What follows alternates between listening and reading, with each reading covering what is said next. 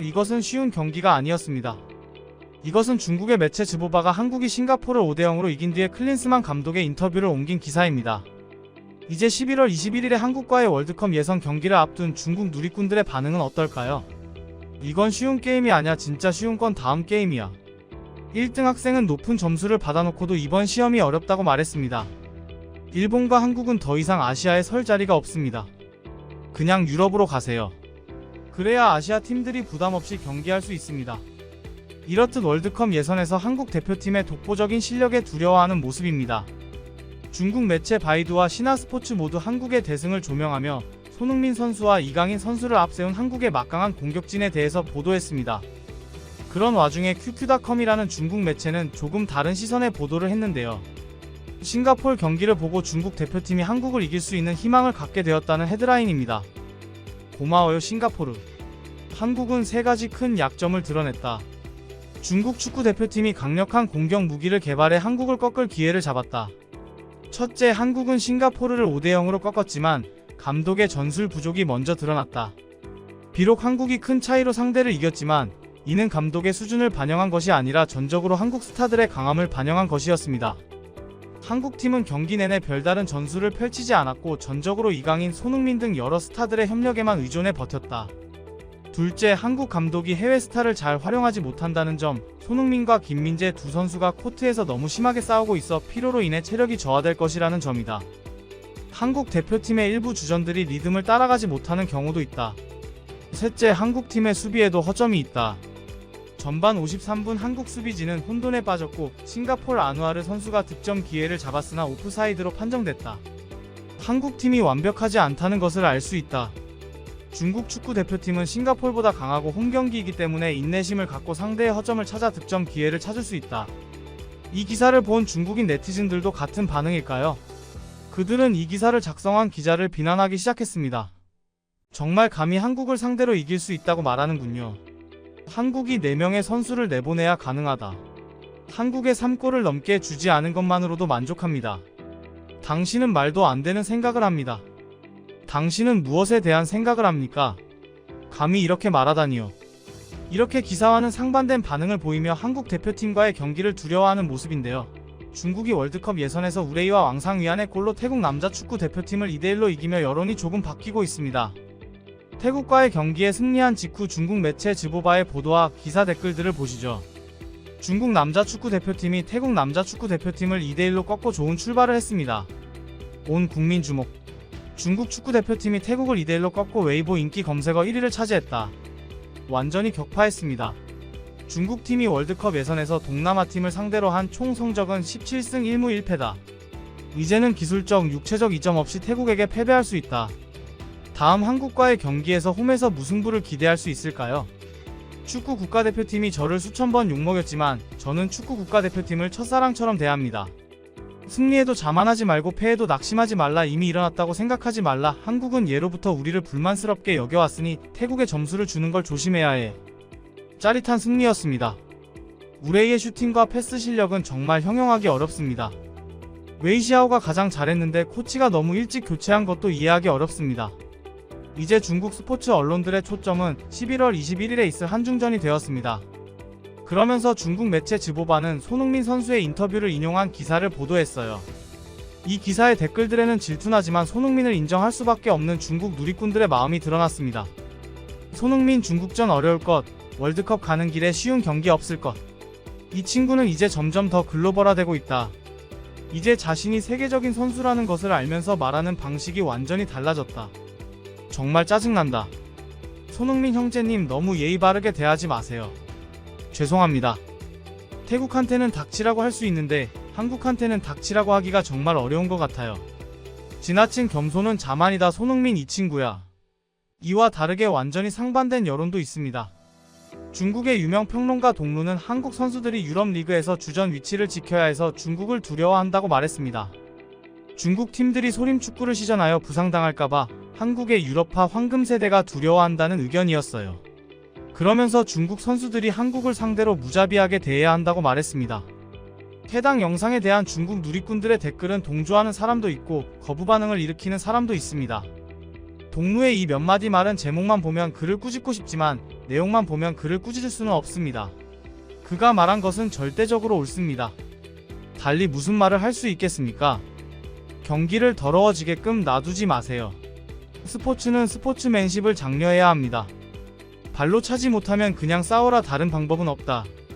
축구를 할 때 치열한 것은 문제가 되지 않습니다. 실력도 없고 사나우지도 않으면 엄마가 알아보지도 못할 정도로 얻어맞기만 할 뿐입니다. 한국 선수들이 이번 한중전에 부상을 당하지 않길 진심으로 바랍니다. 이 시점부터 중국 매체들에서는 한국 언론이 중국과의 경기를 앞두고 어떠한 반응을 보이고 있는지에 대해 집중합니다. 스포츠 매체 즈보바의 여러 기사 헤드라인을 살펴보시죠. 한국 언론 중국 라모스 장림펑이 여전히 주력, 중국 대표팀 세대교체 실패 예고. 한국 언론 2조에서 한국의 가장 어려운 상대는 중국팀. 한국 언론 한국팀이 중국과 경기할 때 한국 선수들이 부상을 당하는 경우가 많다. 축구 대표팀이 한국을 꺾는 게 불가능하지는 않지만 그런 사고방식이 나올 때마다 의구심이 든다. 약간의 의심이 되는 장면? 손흥민이 축구 대표팀 경기를 끝낼 수도 있다. 토트넘은 이미 주전 메디슨 등이 부상을 입었다. 특히나 중국을 얕보는 듯한 언론 보도와 중국 소림 축구를 언급하며 한국 선수들의 부상을 우려하는 기사들을 중국 매체에 옮기고 있습니다. 그리고 손흥민 선수가 부상을 우려하며 중국과의 경기에 나오지 않을 수 있다는 기사들을 마구 뿌리고 있습니다. 앞으로의 한중전에 대한 중국 누리꾼들의 생생한 댓글 반응 살펴보시죠. 팩트만 전달드리는 찬쇼TV. 구독과 좋아요 부탁드립니다. 강도가 높아짐에 따라 축구를 할 때 필연적으로 약간의 충돌이 발생하므로 과일 바구니, 휠체어는 완벽하게 준비되었습니다. 손흥민이 성공하지 못하더라도 한국 대표팀을 이길 수 없다. 한국 대표팀의 황희찬과 이강인이 핵심이다. 어쨌든 남들만큼 실력이 없으면 월드컵에 나갈 수 없고 최소한 2장의 레드카드를 받고 패배를 당하게 될 것입니다. 소잡는 정육점 칼로 닭을 죽일 필요도 없고 다음 경기에서 한국팀이 손흥민을 불러올 필요도 없다. 그렇다면 조심하세요. 장림펑만으로도 적어도 한국 선수 5명은 죽을 수 있습니다. 동점을 유지하기 위해 한국을 꺾을 생각하지 마라. 비현실적이고 불가능한 일이다. 정신적으로 무너지지 않고 손해를 덜 보고 승리로 여길 수밖에 없다. 조이를 하면 진출 자격이 있는데 한국을 상대로 이기느냐 지느냐가 중요한가? 가장 중요한 점은 2가지 점인데 하나는 홈에서 태국과 가장 낮은 차이로 무승부하는 것이고 다른 하나는 실수로 싱가포르에게 뒤집히지 않는 것이다. 한국을 상대로 승리. 축구 국가대표팀 꿈을 꾸고 있나요? 이런 언론들은 이류와 같아서 이기면 자랑하고 지면 욕한다. 중국의 대다수 국민이 그렇듯이 중국 축구팬과 언론의 수준도 중국과 같은 수준이다. 카드 개수로로 승리할 겁니까? 상대는 손흥민, 김민재, 황희찬입니다. 당신들이 태권도의 나라임을 잊지 마세요. 부상이 두렵다면 항복해라.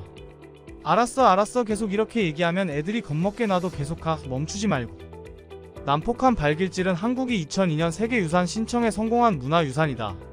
이건 누구도 빼앗을 수 없는 일이고 누가 반대하면 한국은 등을 돌릴 것이다.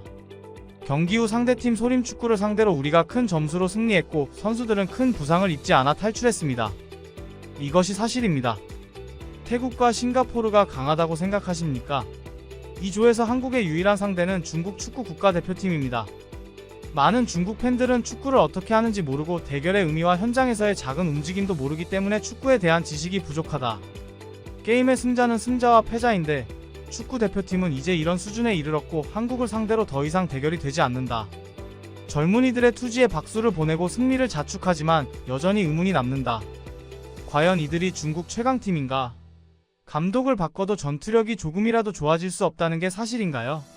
이런 킥은 어디까지 갈 수 있나요? 당신들이 이런 태도를 갖고 열심히 노력한다면 당신은 항상 중국팀을 지원할 것입니다. 우리가 우리 팀을 사랑하지 않는다면 누가 하겠습니까?